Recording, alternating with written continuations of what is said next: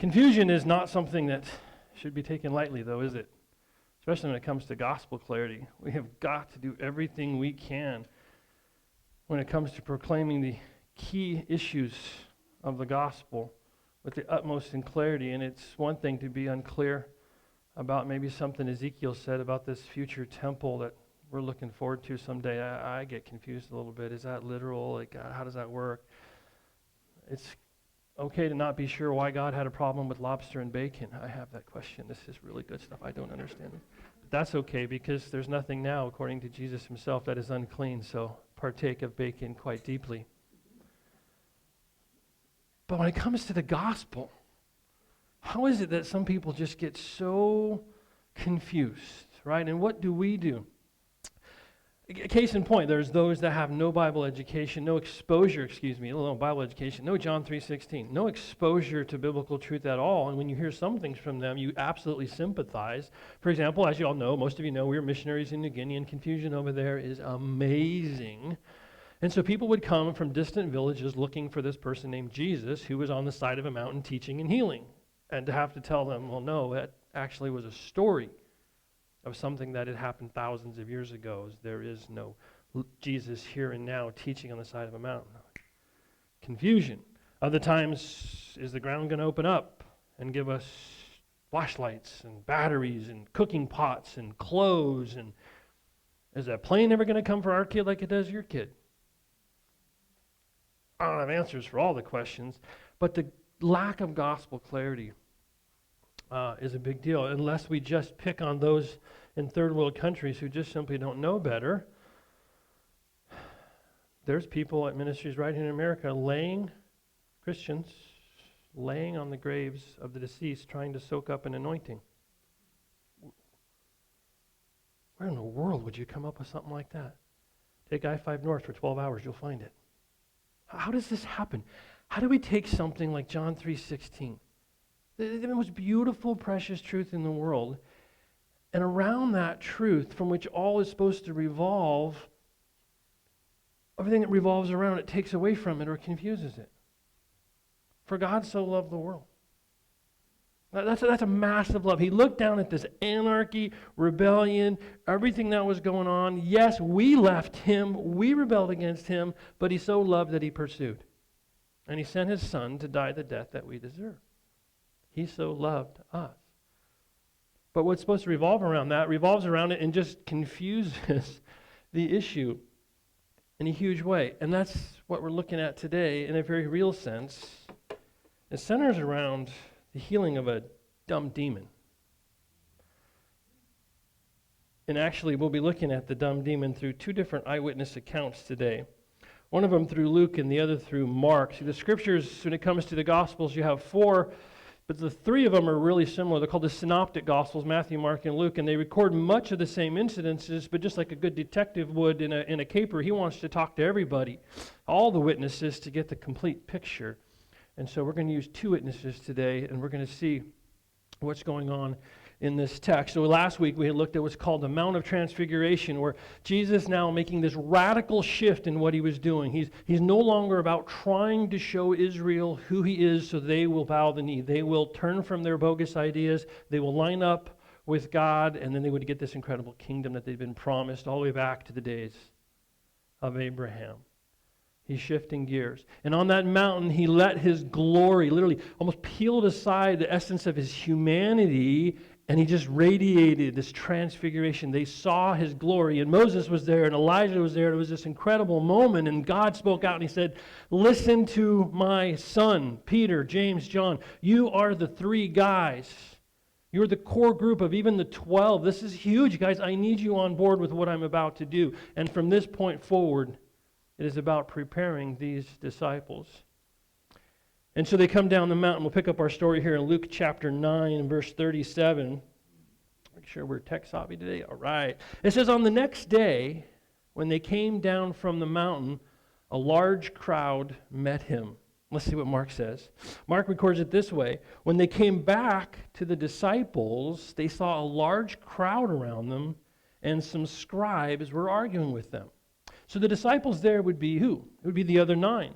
So he took Peter, James, and John. They went up to the hill. They saw what I just described. He comes back down, and the other 9 disciples are engaged in an argument with the scribes. Who are the scribes? There's the scribes, the Pharisees, the Sanhedrin. There's several groups that basically kind of ruled over Israel in a government sense, but also in a religious sense. So the scribes were the one, they began to copy the text of the Old Testament and reproduce it, but they found themselves as a little eclectic group, and they were in authority right there with the Pharisees and the Sanhedrin. So these are people that were touting their religious credentials and lording it over the people. They were, in a sense, what you might see at the hierarchy of big religion today. Well, gee, I don't know. I better go check with so-and-so. Right? So if I say something, you go, well, gee, I don't know. Who do you check with? It's in your lap. Okay, the Word of God. The hierarchy. And the hierarchy is responsible then and now for much of the confusion that revolves around the simplicity of John 3:16. You don't go to hierarchy. There is no hierarchy other than Jesus Christ, and this is His Word. This is what He said. You go to that. And if I'm wrong, compliment me by telling me I missed something. That's a compliment to me. To know that people in my church are digging into the Word of God and saying, hey, I have a little thing here. And we'll talk it through. Absolutely. So there's an argument going on. What was the argument about? I think we'll get back to that. I don't want to see. So, and a man from the crowd, so obviously the scribes had come, they're arguing with the 9, and there's some other people that had come too, and one of them says this, says, teacher. There's a question there. Why is he calling him just teacher? But teacher, I beg you to look at my son. He's my only boy. And as I do Bible studies, sometimes I'll take like a ruler or a card and I just capture phrases. I'm blessed to have 4 boys, but in this guy's case, it's my only boy. There's something special about that, or my only daughter, but you can kind of hear this guy's heart. The only issue there is, well, why did you just call him teacher? You should have known by now. It's something a little more than teacher, but my boy, my only boy. And a spirit seizes him and suddenly screams, and it throws him into convulsion, and he's foaming at the mouth, and only with difficulty does it leave him, and mauling him as it leaves, right? So you get this idea, the spirit, just almost at his own will, this demonic spirit enters in and possesses this kid, and just runs the kid through the ringer, and then leaves again, and it's just this constant battle, and this dad is like just heartbroken over this, my boy.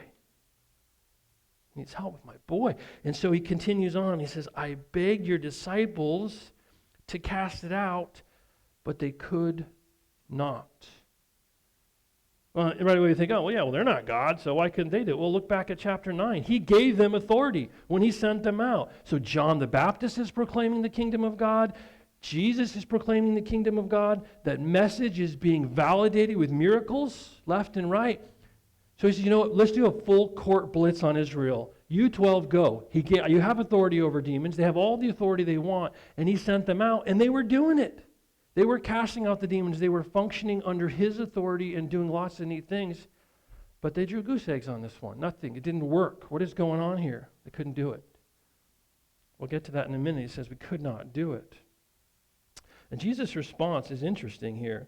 He says in verse 41, Jesus answered and said, unbelieving and perverted generation. Key word over the next few weeks here, guys. Generation.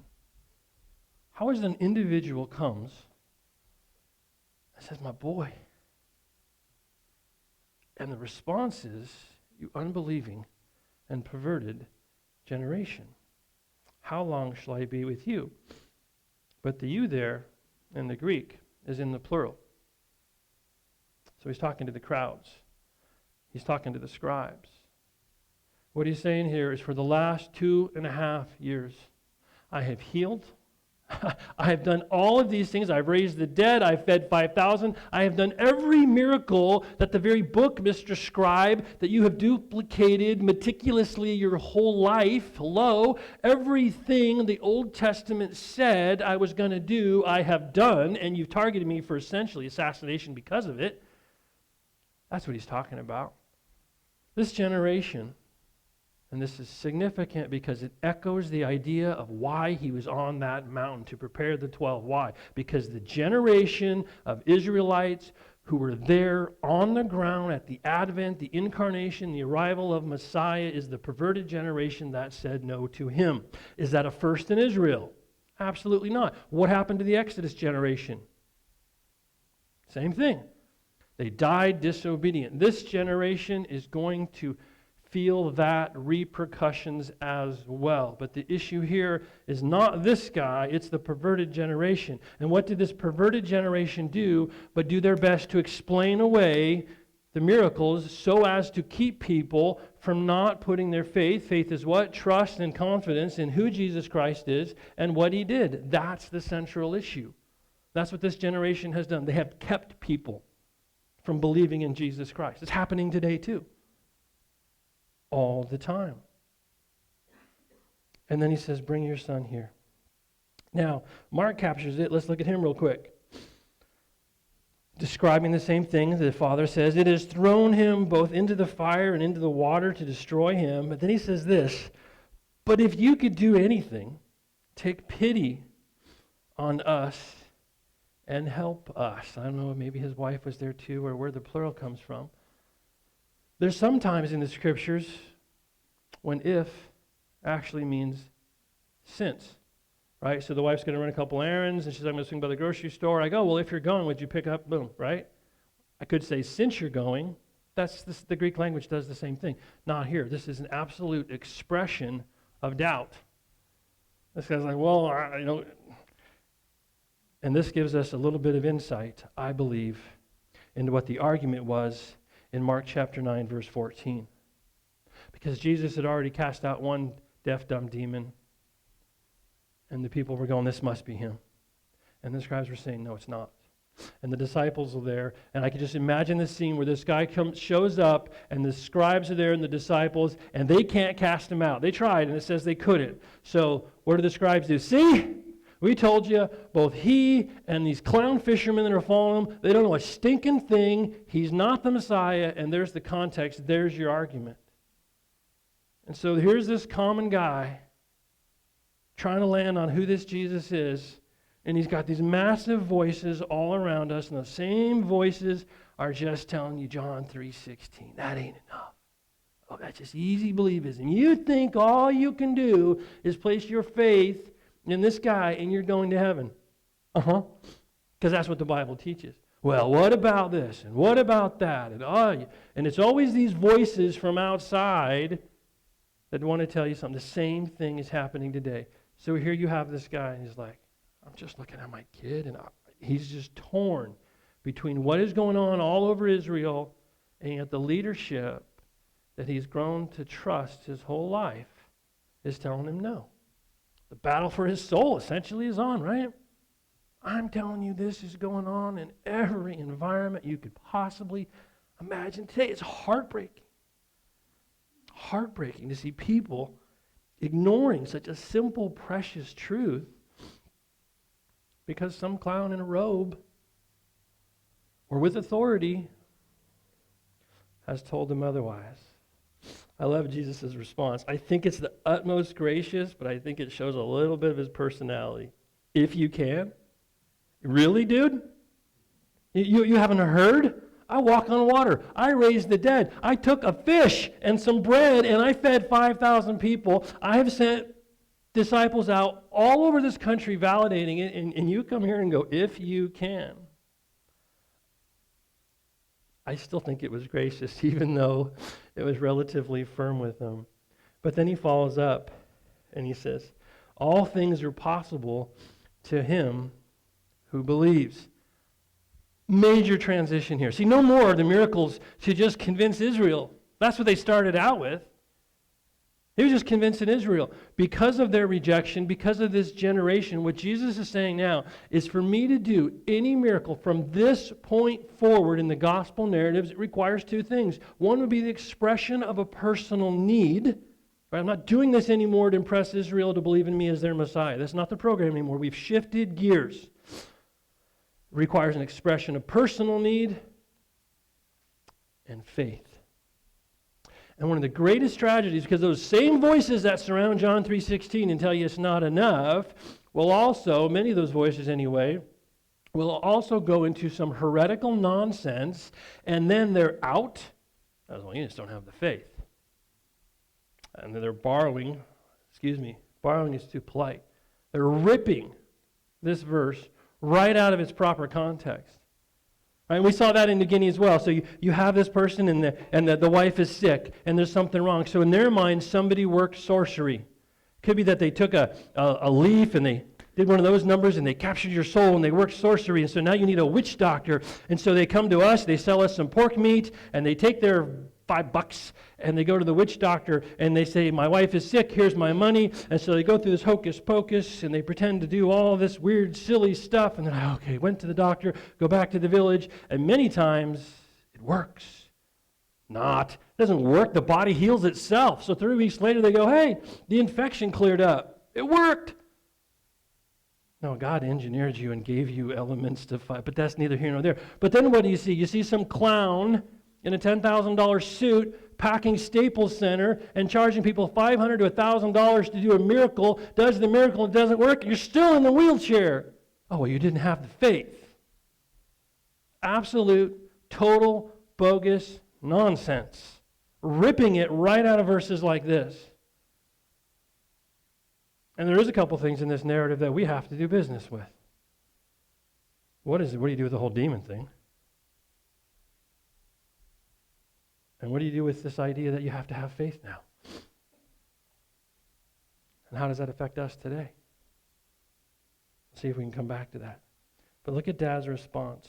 He says, immediately the boy's father cried out and said, no, I do believe. Help my unbelief. Like he had the faith. No, Jesus, I do believe, and you can almost feel his frustration, but I'm surrounded by voices that tell me otherwise. So he had the faith, but once again, he's just surrounded by confusion, and that's the confusion. If you are willing to share your faith, trust me, you will find it as well. The confusion abounds today. So this guy's like, no, I am getting it.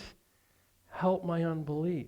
And this is where in the narrative, for my heart began, as I just recreated this whole thing, and I let this drama play out in my head, and I follow the narrative. This is where my heart sinks for this guy. Because the reality is, a lot of times we read this and we go, you know what? I got a lot of faith, but I don't see any miracles. Anybody else can we keep it real for a minute? I just don't see the miracles. Like, I'm reading the narratives, and every time I get to a new story, Jesus has given someone a miracle, and I haven't got one yet. And every time I hear about one, it's coming off the ministry of someone that I would not sit under their teaching for anything. So why are the miracles coming amongst circles that are extremely concerning theologically? Why is that? Well, I would suggest to you probably because they're bogus. Look, the reality is, whether it's the demons or the miracles, things have changed. Things are not the same now as they were at the Advent, the Incarnation. God went all in to convince Israel that he was the Messiah. Jesus went all in to convince them. Once he shifted gears, we get the Jesus that is recorded in the book, and it is absolutely by faith, not by miracles. If he was doing miracles left and right, we wouldn't even need to proclaim the gospel. We'd be like, oh yeah, watch this, boom. And people, no, it is by faith. And the miracles now serve, or the lack of miracles now serve, a different purpose. See, he is doing something with what you want to end in a miracle. But it just looks different. You look at the back of a tapestry. You look at an artist drawing a portrait, and right up to the very end, you're like, I think I see it. No, that wasn't it. What are you making? No. And then one day he's going to go, ha! See? Is this portrait not so much better than your idea of my miracle? And we'll all sit there and go, I think that's a pretty sound explanation, guys. He is doing something so much different than we imagine. Would I love nothing more to be able to, in the name of Jesus, drive any demonic influences out of your lives? Could I love nothing more than to heal you of your cancer, of your financial woes? I have no authority to do that. That's not what the Bible teaches me. But the Bible does teach me that God causes all things, to work together for the good of what? Of those who love him. Doesn't say all Christians. It says those who love him and are called according to his purpose. So when you decide, you know what, I believe in Jesus Christ, and if you do, you have eternal life. But Christianity is not about you loving God. It's about God loving you. And the reality is not all Christians love God. They just aren't there yet. They've been side-railed by confusion or their own sinful desires. They're just not at a place now where they can honestly look at God and go, I love you. I'm so grateful, so thank you. I love you back. You love me first, and now I love you. We're not all there. Come on, we don't pretend. But if you do, that would be a promise that you could take right into eternity. So you might not get that miracle zinger, but you got a miraculous promise. But this guy, back to the text, no, I do believe. And if he believes, we can discuss this with him someday in heaven. What are you thinking, man? Oh, let me tell you what this was like. And he's going to lay it all out for us and be like, I knew Pastor Mike was wrong about a couple points, but anyway, you'll get the deal from him. But you see what I'm saying. So then Jesus, he saw the crowd was rapidly gathering. He rebuked the unclean spirit, saying to it, you deaf and mute spirit, I command you, come out of him and do not enter him again. This ends today. You're gone. You're done. Full authority, no discussion, off you go. Love it. And then, down to verse 28, we're still in Mark. It says, when he came into the house, his disciples, that'd be the 12, began questioning him privately. Why could we not drive it out?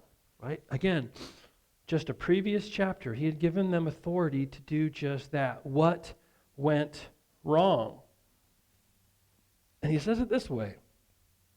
He said to them, this kind.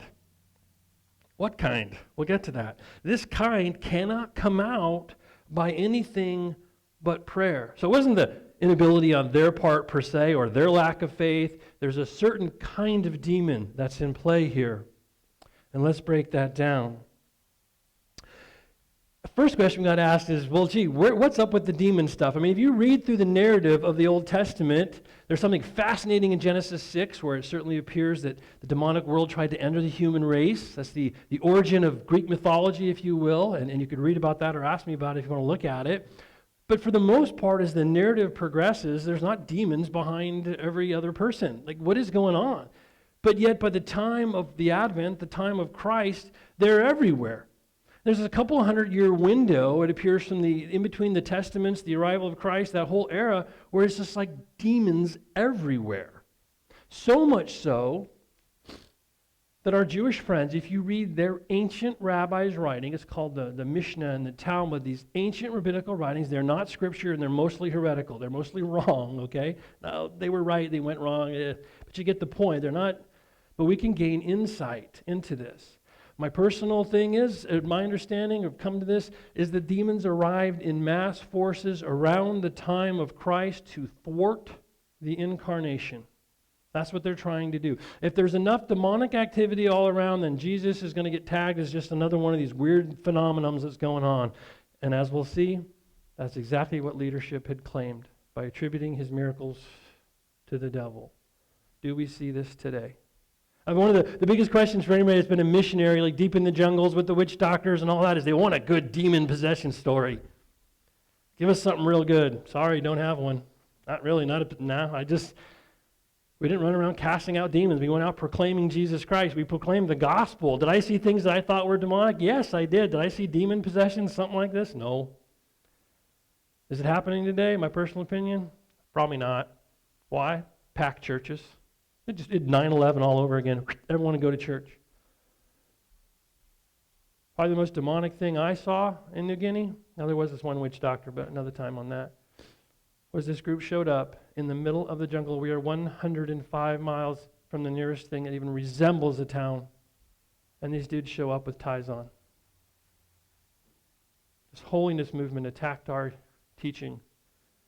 And everything that we had said, they countered, well, no, you got to do this, and you got to wear ties, and you have to dress up. And they had been influenced by this cult that come out of Australia and New Zealand, and it's this holiness thing today. And it would convince them of things like this. Look, your problem is you commit sin, and you commit immorality because you see the dogs doing it.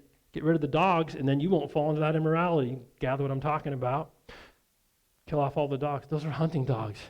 That's how they eat. Well, the problem is you get in fights. So when you get in fights, you pull out your bow and arrow and your machetes. Get rid of them, and then God will bless you. Our village didn't do this, but this is what. So what do? Get rid of their dogs, get rid of their machetes. How do you think they get through the jungle? It's so thick it would grab you and hold you. You have to... What a shame. Again, confusing the simple message of John 3:16. That's where your demons lie today. Your demons lie in the mountains where some kid thinks he found gold plates, and now millions of people have been misled to follow him and not Jesus Christ. Right? I mean, it just never ends. That's where I see the demonic worlds today. Sorry, focus. All right.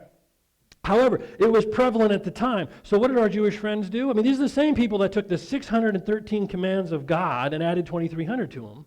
That's what they did. So they came up with a system. You could read about it. The practice of exorcism that developed in Israel, it had three components. The first thing you do is you ask for a name, right? And we saw Jesus do that. Jesus asked his name, remember? And they said what? We are legion. Lots of demons there. You ask a name, and in doing that, you've established verbal communication with this demon. I'm not making this up. This is in the Mishnah and the Talmud. This is what they did. And then once you have that lock, I've got your name, we've established communication, then they're able to cast out the demon. Whether that's 100% right, 100% wrong, that was their theology of the day. And Jesus even seemed to follow that when he cast out demons. We got a problem here. The deaf demon presented a problem. That's why this kind can only go out by prayer. Well, once they indwell a person, they use their faculties. This person was deaf. Couldn't establish contact. Couldn't cast it out. This kind presents a problem then, doesn't it? Their default. Well, if you can't establish contact, can't drive him out, when Messiah comes, he'll do it. Boom. Right in their theological face. And the argument, if we talked about out of Mark, probably stems from this. The argument in Mark 9:14 was likely centered around the disciples' inability, in light of the fact that in Matthew 12, in verse 22 and 24, he had already engaged a deaf demon and threw him out. And their response to that, whoa, this must be the Son of David. This is him, right? You cannot have the masses believing that Jesus is the Messiah.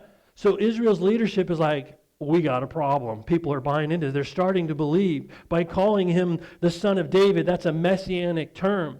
This miracle landed heavy and hard, and there is now a full blitz to stop him. So when these scribes found this dad with his only boy, and they realized he was demon-possessed, and he was mute, they brought him to the disciples, and they were arguing. He can't do it. His disciples can't do it. You guys got the wrong Messiah. His disciples are arguing back, oh, no way, he's the real deal. But they were coming up goose eggs. They couldn't cast him out. It all links together in context. Jesus comes down, gone. So what Jesus is saying, yeah, for these ones, you're going to need the higher power. You're going to need God. You're going to have to go to prayer on this kind of thing. And that's the thrust of the miracles. And that validates who Jesus Christ is to his Jewish audience. Kind of a neat, powerful story, isn't it? There's more. I like it. There's actually 3 messianic miracles. All of them were the most in-your-face, chew on this Israel truth that you could ever imagine. Cleanse leper. You go into Leviticus and Numbers, there are specific instructions on what to do if somebody was cleansed from leprosy. They were to go and show themselves to the high priest. They had to go sacrifice. They had to do all this stuff, but they couldn't cleanse anybody. The Pharisees tried. Everybody tried. So what do you think they concluded? Only the Messiah can heal someone from leprosy. When Jesus showed up, cleansed them from leprosy, and then told them to go do what? Go show yourself to the high priest. Oh, wouldn't you love to have been a fly on the wall in there? Right smack dab into your theological lap, gentlemen, to claim to be the Messiah. Man born blind, John chapter 9. These clown Pharisees actually believed they could heal somebody who went blind. True or not, that's what they wrote. But if you're born blind, They tag that on the sin in the infant, in the womb, or on his mother. That's Jewish theology. John chapter 9, read it. Who sinned? The disciples asked, him or his mom. Their theology comes to light. Nobody sinned, you knuckleheads. But nevertheless, because they couldn't heal somebody who was born blind, they said it's a sin issue, only Messiah can do it. Jesus showed up, healed the blind guy. Read John chapter 9. This guy found himself called in front of the Supreme Court to work this out. They knew exactly what this meant. Wow, we've got a live miracle here. And then, of course, as we talked about, the deaf demon. It's another one. Israel has a decision to make. Same decision all of us do. Is this God the Son of the living God? Is he the Messiah as the Scriptures claim him to be? Did he really take away all of my sins? Am I really forgiven? I mean, let's go back to sympathizing with this dad. I believe, help my unbelief. You have a day when things rattle through your fallen little brain, the way you've treated people, what you looked at, what you did, and you go, I can't really be a child of God if I would do such things. I believe, help my unbelief. I believe this, but yet there's 1,000 kids starved to death this week in Africa alone. And I'm praying over my bunion. I believe, help my unbelief. I don't understand the way this fallen world works. I get it, Jesus Christ, you're God, very God, you're the Savior, you saved me, help my unbelief. I mean, we can totally sympathize, unless somebody here has just totally arrived, in which case next Sunday's yours. No, let's keep it real. We're not that different, are we? Or how many of us grew up with a religious influence that still to this day draws us away from the beauty of John 3:16?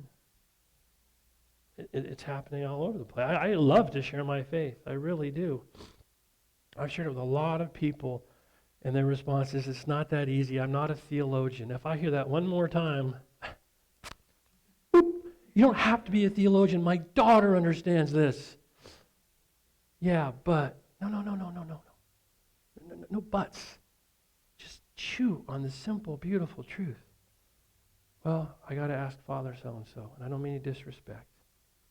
No, you don't. You don't need to ask anybody. You just need to absorb and soak in that truth. God, help us in our unbelief. We're not that different if we think about it. I've been a Christian for, I think, 21 years, and probably almost 20 of those I've been studying and pursuing ministry. Ooh, good for me. I still don't have any initials after my name, by the way. Maybe someday. Help me in my unbelief. I don't have all the answers. I go through things. I've never been more convinced that Jesus Christ is exactly who he says he is. Like, don't misunderstand that. I'm not waffling on the gospel, but I see things in my life and do things. I don't understand it. I don't get the full program. Anybody else relate to that? Help me in my unbelief. Sympathize, God, and he does. So really, reactions to the Messiah absolutely vary. On one hand, he says, not this guy. Israel's leadership is absolutely determined. No way, not this guy. He is not the Messiah, and it is their mission to stop him and from anybody believing in him. The crowds fed the 5,000, and there may have been a little bit of this in this dad. They want genie Jesus. And that's what a lot of people want too. They just want the miracle. My life, my will, everything I want, I just really need the miracle. Is that still happening today? I saw a video today. I'm sure she's wonderful in many ways. She's a spiritual advisor to the president, the sitting president of the United States today. On video this week, write a check for $1,000 to $10,000, and it is a seed for $1 million that you'll get later. Where? It's heartbreaking. And this person has the ear of the President of the United States. And it's no wonder that all of us who just want a little something, right? We get so twisted up because we don't understand.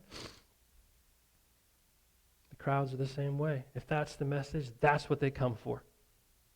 And you're the one going, guess what? He might not give you a thing. Guess what? come to faith in Jesus Christ, your life could get worse. You could lose family. You could lose friends. You may have a job that you have new convictions about. You can't do that. Have you ever had that happen? A friend selling cars, and he just really wanted to walk with the Lord, and he had to walk away from a job that was a decent job because they wanted him to lie to the customers. I can't do that anymore. I want to follow Jesus. You might lose your job. You could lose any number of things. So which one's more appealing, Genie Jesus or the real Jesus? Genie Jesus can be a lot more appealing when people don't understand. And we're all there. Help my unbelief. You know what's amazing, though? In Luke, and I don't have this in there because part of me just feels there's just some good old-fashioned power in opening up this word and reading from the pages. No sooner after this happened, in verse 46, an argument started among them as to which of them might be the greatest. That's how the disciples respond to this. Okay, well, you know what? We are super studs, and we drive out demons, and we had this one little hiccup because we didn't understand, but really, which one of us is the best? And it's proof they must have had crack back then. Who comes up with this on their own? Well, these guys are amazing. So there's the disciples that are just like, you know what? And do we not see that in spiritual leaders today? Follow me. I'm the best. I'm the greatest. I have this ministry. I have that ministry. But Jesus, knowing what they were thinking in their hearts, took a child and stood him by his side, right? Again, if you can read it, just imagine it happening in front of you, okay? You don't need to watch a movie. Watch this play out in your mind. You have this arrogance, everything that just went down, and Jesus just takes this child, and they're standing there. And he said, whoever receives this child in my name receives me, and whoever receives me receives him who sent me. For the one who is least among you, this is the one who is what? Great. Childlike faith. You don't approach Jesus with accolades of arrogance. You don't approach Jesus saying, oh, this and that. You just come and you go, God, very God, my Jesus, my Savior. The humility in that, and that he will turn into greatness. Do you see all the different possible responses?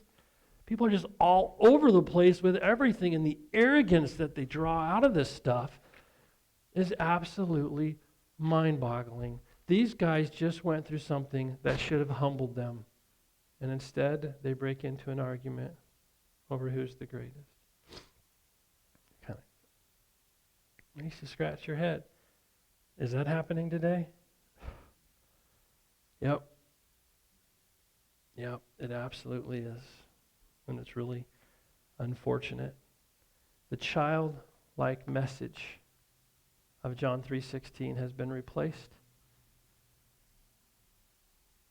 Believe has been replaced by behave. Repentance, which in its purest form, meta, the Greek word compound word metanoia, after thought, literally. What meta means, after. Noia is the noun for mind, or verb, depending on its use. What have we turned it into? Turn or burn. Try or fry. Forsake or bake. It means to change your mind. Because unless you change your mind, you cannot place your faith in Jesus Christ. In other words, that coexist thing, we can play nice, but we can't sign that wall. We can't sign that sticker. It's exclusive, beautiful, precious truth, and it's humble. And the world needs it.